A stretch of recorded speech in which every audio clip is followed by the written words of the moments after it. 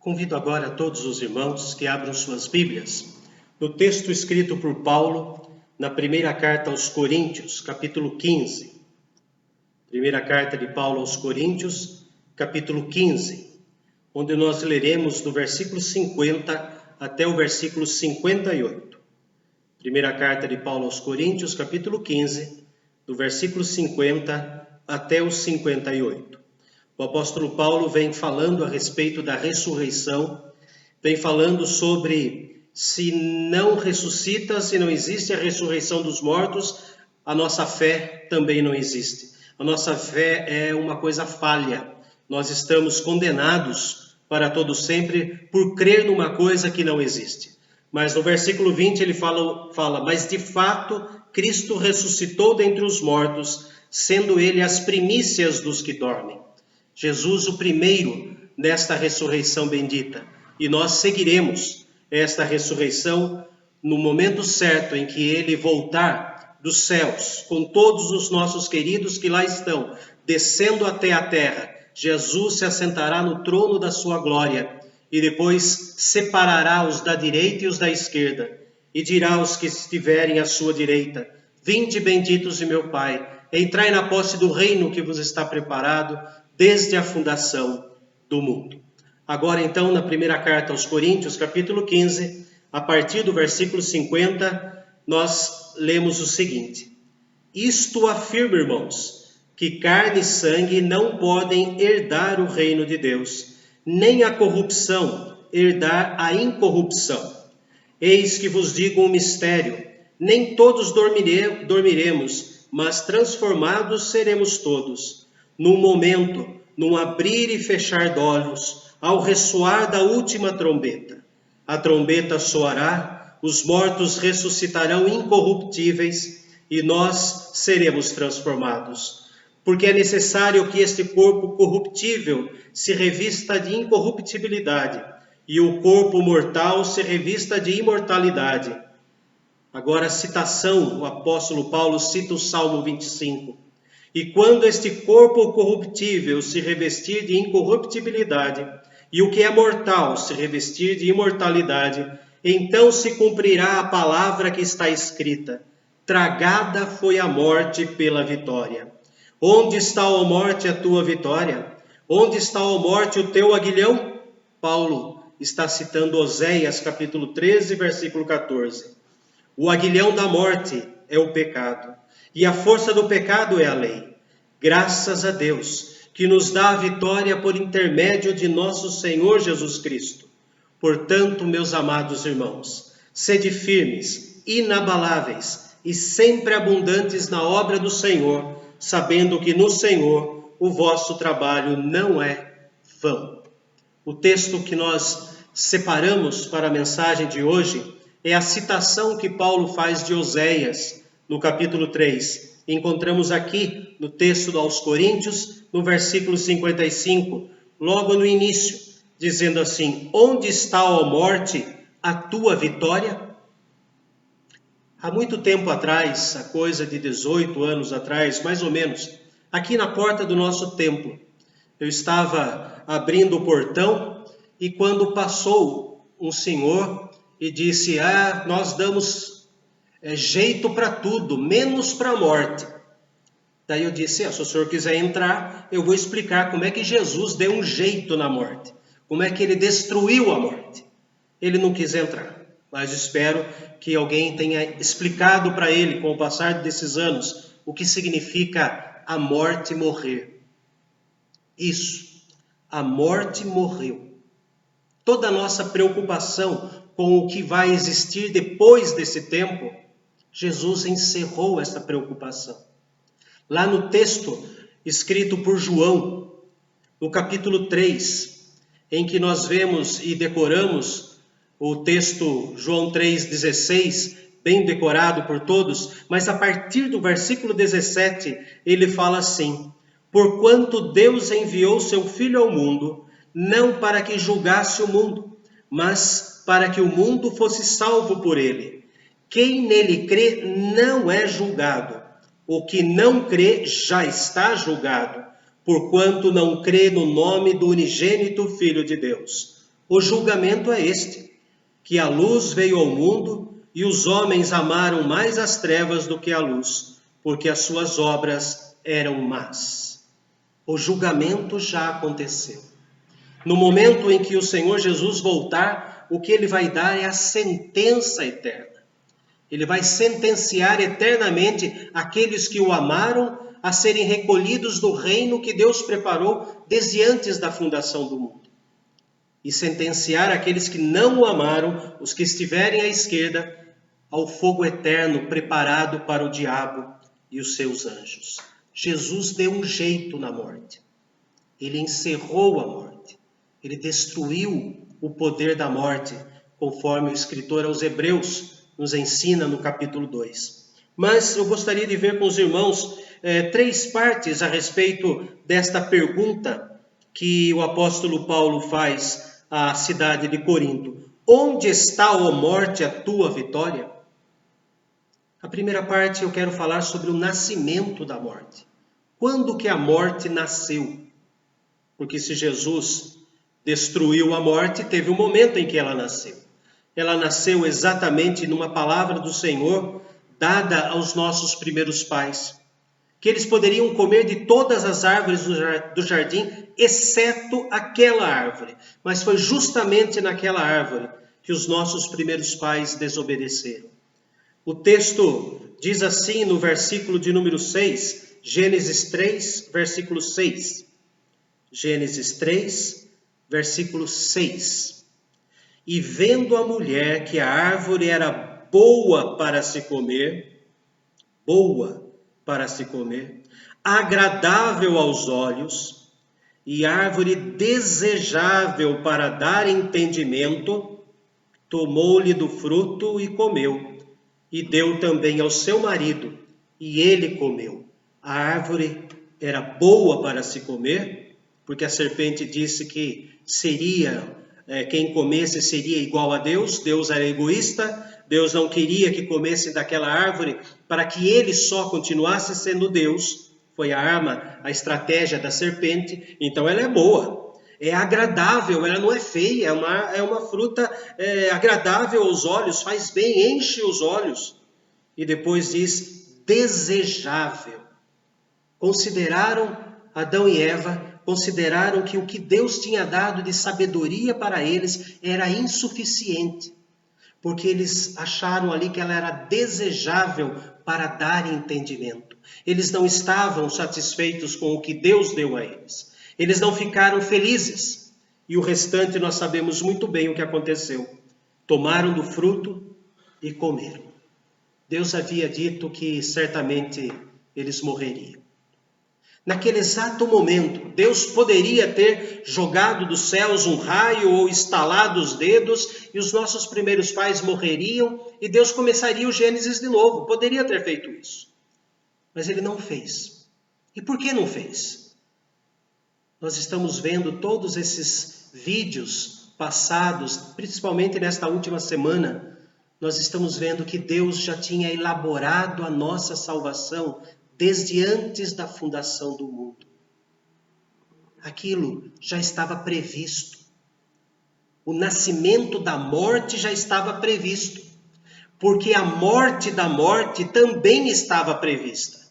Lá no texto de Pedro, o texto de Pedro, primeira carta do apóstolo Pedro, primeira carta de Pedro, capítulo 1, a partir do versículo 19, depois que ele fala que nós fomos resgatados do nosso fútil procedimento, ele diz a partir do versículo 19, que fomos resgatados pelo precioso sangue, como de cordeiro sem defeito e sem mácula, o sangue de Cristo, conhecido com efeito antes da fundação do mundo, porém manifestado no fim dos tempos por amor de vós. Antes de criar o universo, Deus determinou a morte da morte. Permitiu que a morte nascesse ali na desobediência de Adão e Eva. E a morte começou a reinar.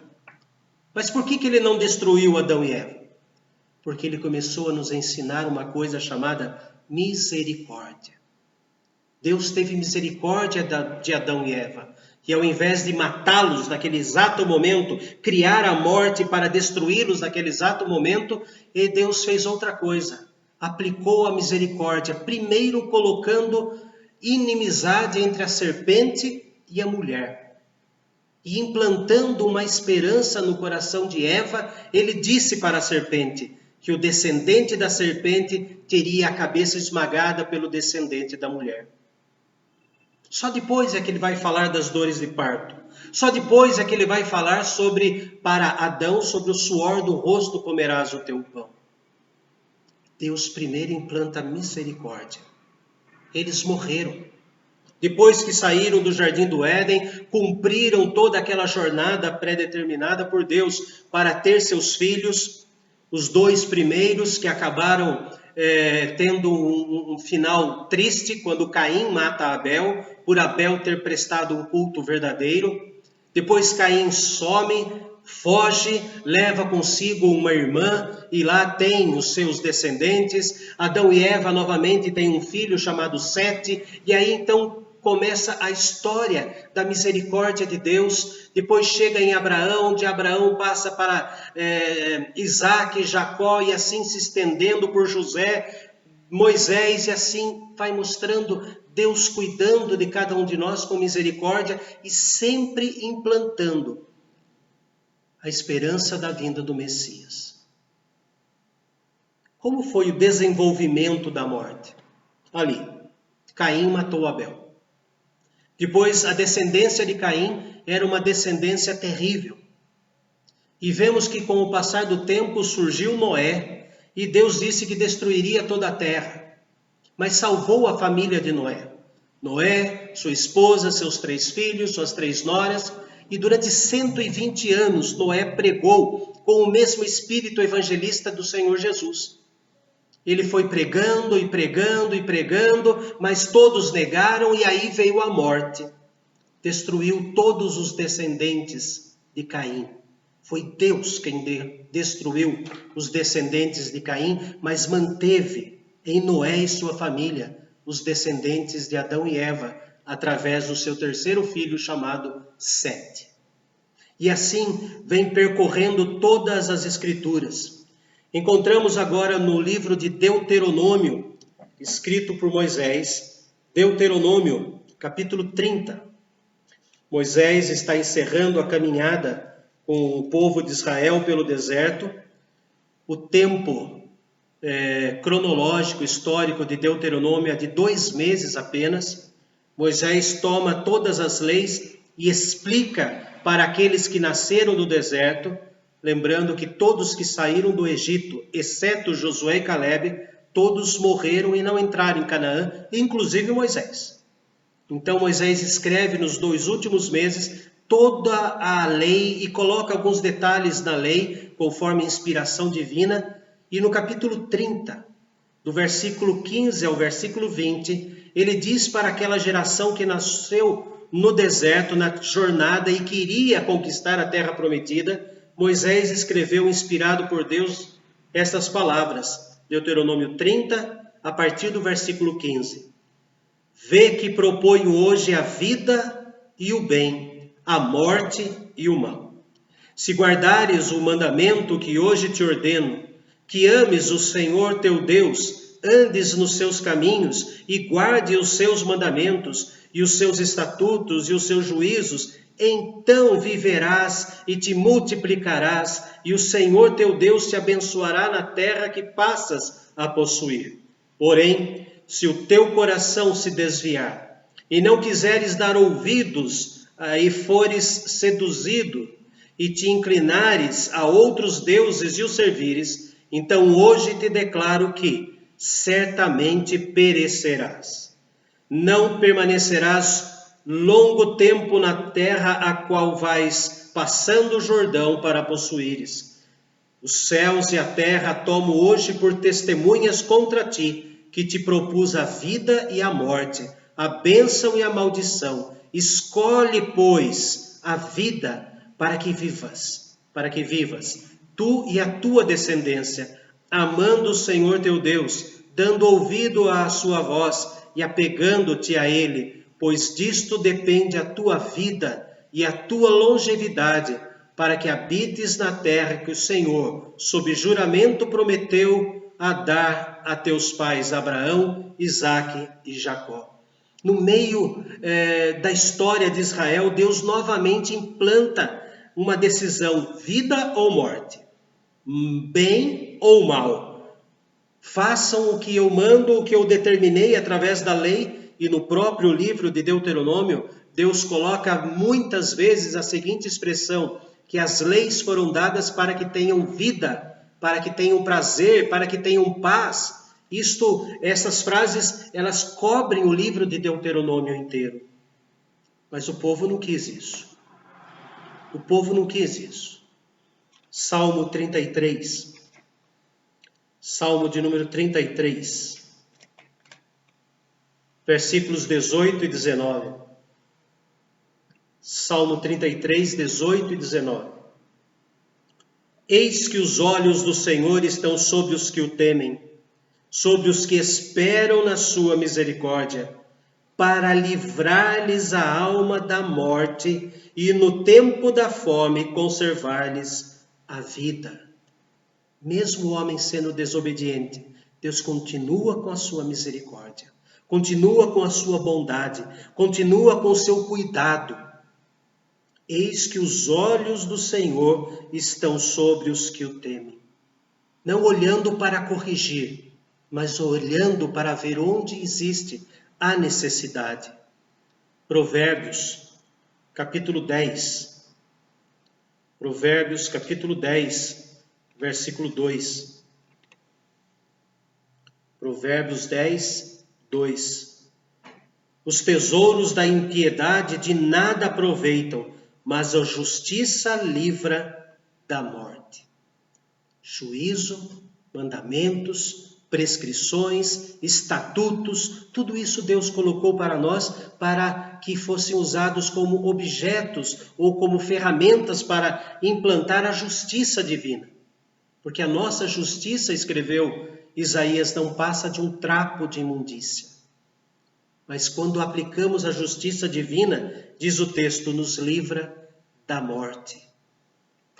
A morte, onde está, ó morte, a tua vitória? É um cântico espiritual antigo.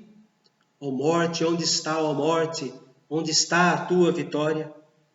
Nós vimos como ela nasceu, nós vimos como ela se desenvolveu, provocando a depravação no coração do homem e ao mesmo tempo Deus implantando esperança, esperança, esperança no coração dos que o temem. E agora, para encerrar, eu quero falar sobre a morte da morte, na morte de Cristo. A morte da morte, na morte de Cristo. Onde está, ó morte, a tua vitória? Onde está, ó morte, o teu aguilhão? A morte foi destruída. Segunda carta de Paulo a Timóteo. Segunda carta de Paulo a Timóteo, capítulo 2. Segunda carta de Paulo a Timóteo, capítulo 2, versículos 8 a 10. Segunda carta a Timóteo, capítulo 2, versículos de 8 a 10. Lembra-te de Jesus Cristo, ressuscitado dentre os mortos, descendente de Davi, segundo o meu evangelho, pelo qual estou sofrendo até algemas como malfeitor. Contudo, a palavra de Deus não está algemada. Por esta razão, tudo suporto por causa dos eleitos, para que também eles obtenham a salvação que está em Cristo Jesus com a eterna glória. Ele destruiu a morte. Ele destruiu e coloca sobre nós a salvação que é a eterna glória. Naquela manhã de domingo, quando as mulheres foram terminar de embalsamar o Senhor Jesus, preocupadas que estavam, quem teria forças para tirar a pedra? A pedra já estava removida. Não acharam o corpo, apenas o lençol de um lado, o lenço do outro, e o anjo que anunciou Por que buscais entre os mortos ao que vive? Ele não está aqui, ele ressuscitou. Na ressurreição de Jesus, a morte perdeu o seu poder. A morte física continua, porque todos nós ainda sofremos o castigo que Deus prometeu para Adão e Eva. A nossa morte física vai acontecer mais dia menos dia, com corona ou sem corona. Ela vai acontecer. Só que nós temos uma diferença dos demais. Nós sabemos que a morte física, ela é momentânea. Porque na ressurreição que o Senhor Jesus vai nos dar, seremos colocados novamente num corpo, só que agora num corpo glorificado. Esse corpo estraga. Por isso que Paulo aos Coríntios, ele usa a palavra corrupção. Semeamos neste corpo aquilo que é corrupção, aquilo que estraga, que se corrói, mas vamos colher a incorrupção, ou aquela palavra comprida, estranha, incorruptibilidade. Ou seja, o nosso coração, a nossa vida não será mais corrosiva, ela não vai mais se estragar, ela não vai mais se consumir por causa do tempo. E a promessa dele foi exatamente essa: destruir o poder da morte. Em 1647, no momento terrível da história da igreja, na guerra dos 30 anos, e também nesse momento teve aquela Assembleia de Westminster, mas John Owen, um grande presbiteriano, ou um dos que começou a igreja presbiteriana, que naquela época se chamava Puritanos, os puritanos, John Owen escreve exatamente o título do livro como A Morte da Morte na Morte de Cristo. Ela morreu, ela acabou, ela foi destruída pelo poder da misericórdia. Apocalipse, capítulo 20, versículo de número 6. Apocalipse, capítulo 20, versículo de número 6. Bem-aventurado e santo é aquele que tem parte na primeira ressurreição, na ressurreição do Senhor Jesus. Sobre estes a segunda morte não tem autoridade. Pelo contrário, serão sacerdotes de Deus e de Cristo e reinarão com ele os 1000 anos. A primeira ressurreição, quando Jesus, na manhã daquele domingo, ressuscita, ele nos dá a ressurreição da alma, da nossa alma. O nosso corpo acaba. Nosso corpo vai acabar, mas não será destruído. Não será destruída a nossa alma, o nosso espírito. Porque lá na cruz do Calvário aconteceu o julgamento. E o julgamento foi que ele nos condenou à eternidade no inferno. Mas Jesus, ele pagou pelo nosso erro. Ele pagou pelos nossos pecados. Quando ele diz, Deus meu, por que me desamparaste? Postado há 2, 3 dias atrás, a mensagem sobre isso, ele está experimentando a dor do desamparo de Deus em nosso lugar. A dor do inferno. Para nos dar a alegria de entrarmos nos céus, como aquele malfeitor que se converteu, tendo a santidade que o Senhor Jesus nos garante. A entrada para a vida eterna diante do Senhor, diante do trono da sua glória, aguardando o Apocalipse 21, 4, que diz assim: E lhes enxugará dos olhos toda lágrima, e a morte já não existirá. Já não haverá luto, nem pranto, nem dor, porque as primeiras coisas passaram. Tudo foi encerrado. Tudo acabou. Na época da Reforma, quando a Espanha começou a passar pela Reforma protestante, no dia 22 de dezembro de 1560, Julianino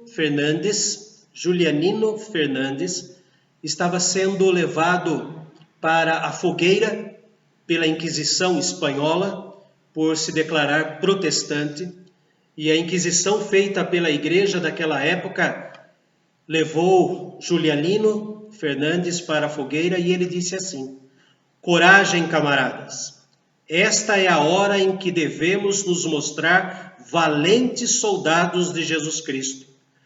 Demos fiel testemunho de sua fé diante dos homens, e dentro de poucas horas receberemos o testemunho da sua aprovação diante dos anjos. Ele tinha certeza absoluta que a fogueira terminaria com seu corpo, mas com a sua alma, jamais, jamais a morte vai destruir a nossa alma. Jamais a morte vai acabar com a nossa esperança.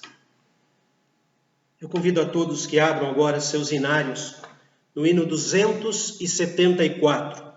Hino 274 tem 2 andamentos. O primeiro andamento, o primeiro estilo de melodia fica nas estrofes. E o coro tem um segundo andamento, um andamento mais alegre, um andamento mais rápido. E diz assim o hino que eu deixei. Pegar o hinário aqui. 274. Diz assim: eis morto Salvador na sepultura. Eis morto Salvador na sepultura, mas com poder real ressuscitou. E o coro entra com toda alegria, com todo andamento diferente, um andamento mais alegre que diz assim: da sepultura saiu, com triunfo e glória ressurgiu. Ressurgiu, vencendo a morte e o seu poder. Pode agora dar a todos vida conceder. Ressurgiu, ressurgiu, aleluia, ressurgiu. A segunda estrofe diz da preocupação dos romanos e dos judeus. A segunda estrofe, numa melodia mais meditativa, quase triste, diz assim: tomaram precaução com seu sepulcro. E começando a melodia a ter um pouco mais de vida, foi tudo em vão, porém, para o reter. Da sepultura saiu, com triunfo e glória ressurgiu. E a terceira estrofe, embora tenha um andamento mais lento, nós poderemos cantar um pouco mais rápido. Eu peço aos irmãos do louvor que adiantem um pouco mais o andamento, porque a terceira estrofe fala de alegria. No grande vencedor, eis as primícias dos santos que também ressurgirão. Da sepultura saiu, com triunfo e glória ressurgiu. Ressurgiu, vencendo a morte e o seu poder. Pode agora a todos vida conceder. Ressurgiu, ressurgiu, aleluia, ressurgiu. Cantemos o hino 274.